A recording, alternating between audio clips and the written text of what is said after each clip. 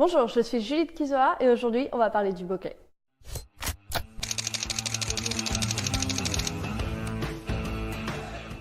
Le bokeh est un mot qui vient du japonais et qui signifie flou. Nous allons parler d'un flou photographique que l'on veut esthétique, voire artistique.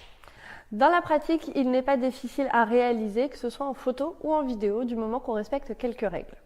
Il y a 3 paramètres principaux à prendre en compte. L'ouverture de votre diaphragme, la distance entre votre appareil et votre sujet et la focale que vous allez utiliser. Pour commencer, parlons de la profondeur de champ. Il s'agit de la zone de netteté sur votre image. Plus elle sera réduite, plus la zone de flou à l'avant comme à l'arrière de votre sujet sera grande. Pour maîtriser votre profondeur de champ, vous devez gérer l'ouverture de votre diaphragme. Plus votre ouverture sera grande, plus votre profondeur de champ sera réduite. Et inversement, plus votre ouverture sera petite et plus votre profondeur de champ sera grande. Pour créer votre bokeh parfait, paramétrez l'ouverture de votre diaphragme dans le mode priorité à l'ouverture ou manuel de votre appareil. Le deuxième point important pour votre bokeh est la distance entre votre sujet et l'appareil. Minimisez au maximum cette distance pour augmenter la proportion de flou à l'arrière de votre sujet. Sans oublier la distance entre votre sujet et votre fond. Plus cette distance sera grande, plus votre zone de flou sera importante. Et dernièrement, nous allons voir la focale. Il s'agit de la distance entre la lentille de votre objectif et le capteur présent dans le boîtier de votre appareil.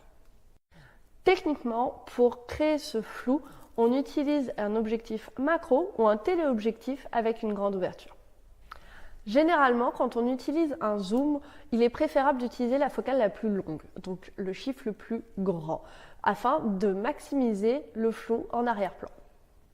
Pour créer un effet bokeh classique, il vous faut un point de lumière en arrière-plan, de type éclairage de Noël, lumière en ville, scintillement ou un simple reflet sur l'eau.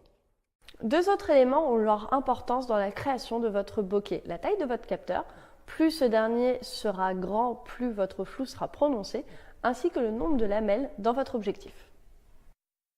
Il vous sera donc difficile d'obtenir cet effet avec un appareil photo compact qui aura une taille de capteur petite, ainsi qu'avec votre smartphone, à moins que ce dernier soit muni d'un objectif externe de type macro par exemple. J'espère que cette vidéo vous a plu et on se retrouve sur les réseaux sociaux.